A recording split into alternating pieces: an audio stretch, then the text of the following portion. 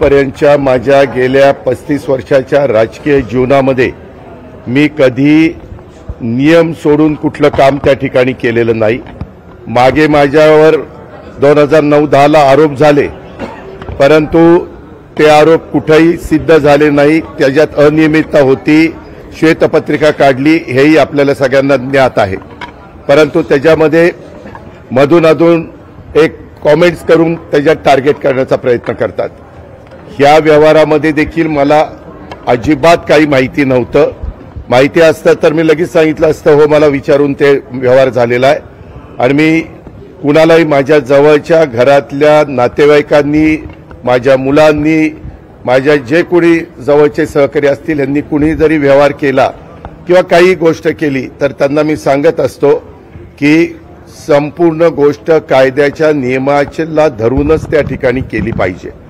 आता या व्यवहारामध्ये मी जी माहिती घेतली त्याच्यामध्ये चर्चा मोठ्या प्रमाणावर सुरू झाल्यावर आपल्या राज्याचे मुख्यमंत्री नागपूरला होते, त्यावेळेस मी त्यांच्याशी फोनवर संपर्क साधला आणि मी त्यांना सांगितलं, जरी माझ्या घरातल्या जवळच्यांशी संबंधित असणारा हा विषय असला तरी तुम्ही राज्याचे प्रमुख आहात, तुम्हाला जे काही नियमाप्रमाणे करावं लागेल, ह्याची चौकशी करावी लागेल, काय तुमच्या मनामध्ये समिती नेमायची असेल, जे काही करायचं असेल, कारण आपण एवढ्या मोठ्या राज्याचं नेतृत्व करतात ते करा।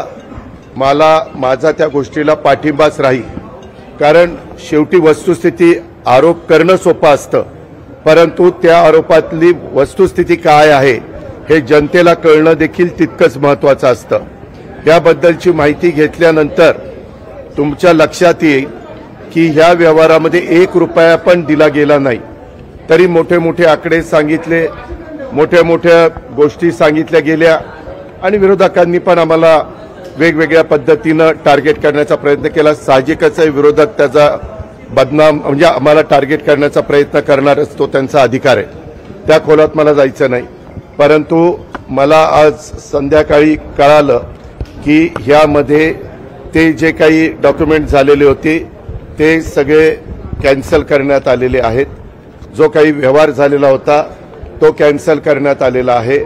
दुसरी गोष्ट, या राज्याचे ॲडिशनल चीफ सेक्रेटरी रेव्हेन्यू यांच्या अध्यक्षतेखाली काही विभागीय आयुक्त आणि काही वेगवेगळे मान्यवर यांची समिती आजच काहीतरी जाहीर करण्यात आलेली, विभागीय आयुक्त पुणे, अप्पर मुख्य सचिव महसूल मुद्रांक नोंदणी, जमाबंदी आयुक्त आणि संचालक भूमी अभिलेख, नोंदणी महानिरीक्षक व मुद्रांक नियंत्रक पुणे, जिल्हाधिकारी पुणे आणि सहसचिव मुद्रांक महसूल व वन विभाग, आणि त्यांना ह्या संदर्भामध्ये ह्या सगळ्याची चौकशी करून हे साधारण 1 महिन्याच्या आत हा अहवाल सादर करावा अशा पद्धतीनं सूचना केलेल्या आहेत की मौजे मुंडवा, तालुका पुणे शहर, जिल्हा पुणे येथील सर्वे नंबर 88 मधील जमीन खरेदीच्या दस्तामध्ये झालेल्या अनियमिततेबाबत चौकशीसाठी चौकशी समिती नियुक्त केलेली आहे। तिनं पण पारदर्शकपणे काम करावं, साहजिकच आहे, राज्यातल्या प्रमुखांनी सांगितल्यावर त्यांचं कामच आहे। आणि हे अधिकारी जर तुम्ही बघितले तर विकास खारगे यांचं गेले अनेक वर्षाचं काम, एक स्वच्छ अधिकारी म्हणून त्यांची प्रशासनामध्ये प्रतिमा आहे, बाकीच्याही अधिकाऱ्यांची तशाच प्रकारची प्रतिमा आहे। मला आपल्याला ह्या निमित्तानं एक गोष्ट सांगायची, मी राज्याचा उपमुख्यमंत्री असल्यामुळं माझ्या कुठल्याही अधिकाऱ्यांना सगळ्या संबंधित क्लास 1 क्लास 2 IAS IPS या सगळ्या अधिकाऱ्यांना मला सूचना करायची की इथून पुढे देखील कुठल्याही प्रकारचं प्रकरण जर तुमच्या पुढे आलं तर ते नियमाला धरून नसेल तर अजिबात कुठलाही प्रेशर खाली न येता सरळ त्याला काट मारायची। कुणी माझ्या जवळचा नातेवाईक असो नाहीतर कुणी माझ्या नावाचा वापर करून कुणी काही केलेलं असलं तर हे मला चालत नाही, चालणार पण नाही।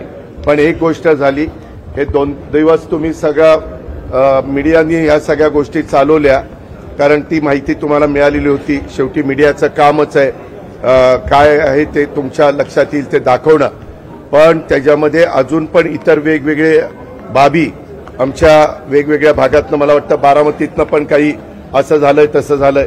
माझं म्हणणं की ज्यांच्याकडं याबद्दलचे चुकीच्या गोष्टी झालेल्या असतील त्या सर्व बाबींची चौकशी संबंधित अधिकाऱ्यांनी करावी।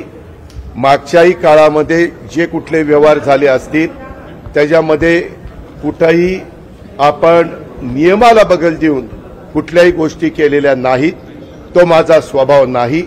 मी अतिशय स्पष्टपणे या गोष्टी तुमच्या माध्यमातून राज्यातल्या जनतेलाही सांगू इच्छितो आणि गेले 2 दिवस ह्याच्याबद्दल जे काही बातम्या आल्या आणि त्याच्यातून माझ्याबद्दल गैरसमज झालेला असेल तर त्यांनाही ह्याबद्दल अतिशय स्पष्टपणे मी सांगू इच्छितो आणि ह्यामध्ये एकही पैशाचा व्यवहार झालेला नाही। आता तो का झाला नाही, व्यवहार झालेला नसताना कसं रजिस्ट्रेशन झालं, ते कुणी दिलं, हा सगळ्या तपासाचा भाग आहे आणि त्याच्यामुळं संबंधित हे 1 महिन्याच्या आत ह्याचा सगळा तपास करतील। ह्याच्यामध्ये FIR पण दाखल झालेली आहे। त्याच्या संदर्भामध्ये मला कळलं 2 पोलीस स्टेशनला FIR दाखल झाल्या अशा पद्धतीनं। त्याच्यामुळे पोलिसांचं काम करणार, त्याच्यात पण कुणाला राजकीय हस्तक्षेप करण्याचं कारण नाही। पूर्णपणे पारदर्शकपणे ह्याची सगळ्याची चौकशी झाली पाहिजे आणि दूध का दूध पाणी का पाणी हे सगळं पुढे आलं पाहिजे। टार्गेट केलं जात आहे का? टार्गेटेड आहात का? तुम्हाला टार्गेट केलं जात आहे का? सातत्याने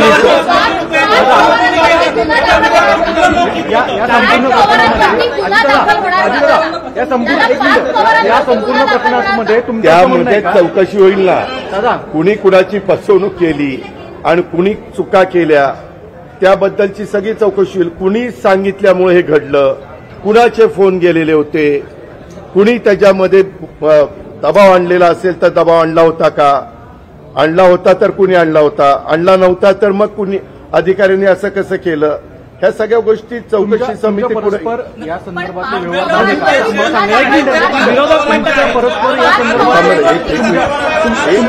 तुमच्या परस्पर या संदर्भातले व्यवहार पार्थ यांनी केले का असं तुम्हाला सांगायचं आहे का? याबद्दल नाही, मला हा व्यवहार झालेला माहिती नव्हता सागर। मी तुला स्पष्टपणे सांगतो, माहिती असता तर मी तुम्हाला आधीच सांगितलं असतं हो या व्यवहारात मला माहिती आहे। मी नाही रे बाबा, ज्यावेळेस कधी कुणी काही चर्चा करतं ते कुठल्याही व्यवहाराची असो, कुठलाही व्यवहार कुणी मला विचारलं तर मी सांगतो जे काही नियमाप्रमाणे असेल ते करा। नियमाच्या बाहेर जाऊन कुणी केलेलं मला त्या ठिकाणी चालणार नाही। मी आज दुपारी माझ्या ऑफिसच्या प्रत्येक अधिकारी जे आहेत त्यांनाही विचारलं की तुम्ही DCM ऑफिसमधनं कुणाला फोन करून दबाव आणला का? कुणीही त्याचा दबाव आणलेला नाही। व्यवहार झाला असं अरे एकाने बोला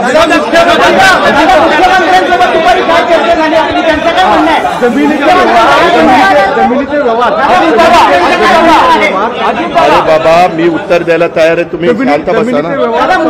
रद्द झाले, एक मिनिट जमिनीचे व्यवहार रद्द झाले असं तुमचं सांगणं म्हणजे नेमकं काय झालं? नाही, ते जे काही रजिस्ट्रेशन होतं ते कॅन्सल करण्यात आलेलं आहे। त्याच्यामध्ये आता ते रजिस्टर ऑफिसला काय तिथं सादर केलं मला एवढीच माहिती मिळाली, ते सगळं रद्द करण्यात आलेलं आहे।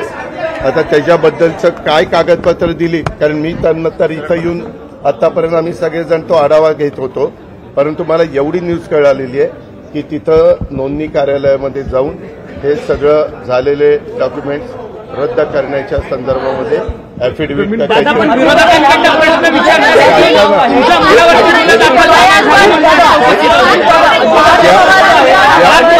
अरे ऐक ना, अरे बाबा ही जमीन ही सरकारी जमीन आहे, सरकारी जमिनीचा व्यवहारच होऊ शकत नाही।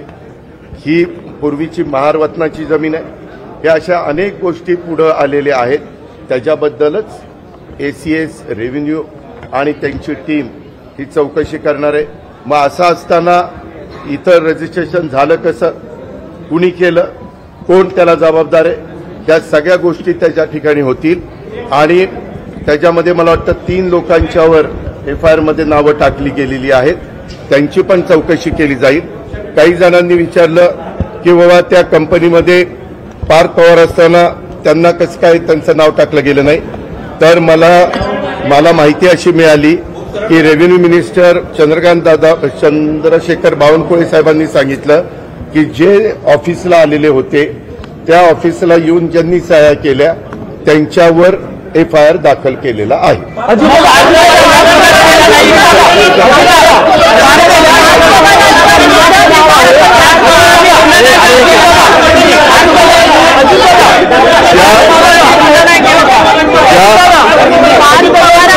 याबद्दलची कुठली माहिती ही इत्थंभूत सगळी की काय आहे कसं आहे, कारण काही जणांनी ह्या जमिनीचा 2005 ला का 6 ला काही पैसे देऊन व्यवहार केलेला होता.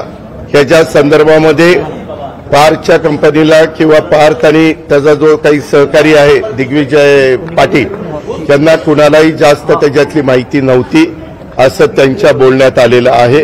अर्थात ही सगळी आता चौकशी पूर्णपणे होईल. 1 महिन्यामध्ये हे सगळं पुढे येईल आणि ते पुढे आल्यानंतर त्याच्यातनं वस्तुस्थिती आपल्याला सगळ्यांना कळेल. नंबर 1 आणि नंबर 2 मी पुन्हा सांगतो, इथनं पुढे देखील आता एखादं प्रकरण निघालं की आणखीन काही ना काही कुणी ना कुणी नवीन प्रकरण काढतात. कुठली प्रकरणं असली तरी संबंधित अधिकाऱ्यांनी त्या प्रकरणाची रीतसर चौकशी करावी. ती माझ्या कुठल्याही नातेवाईकांशी संबंधित असली तर अजिबात अधिकारी वर्गांनी घाबरण्याचं काही कारण नाही. आपल्याला पदापेक्षा कायदा श्रेष्ठ आहे. आपल्याला बाबासाहेब आंबेडकरांचं संविधान श्रेष्ठ आहे आणि त्याच्यावर त्याचाच आदर सगळ्या अधिकाऱ्यांनी आणि ऑफिसर लोकांनी केला पाहिजे हे मी स्पष्टपणे ह्या निमित्तानं त्यांना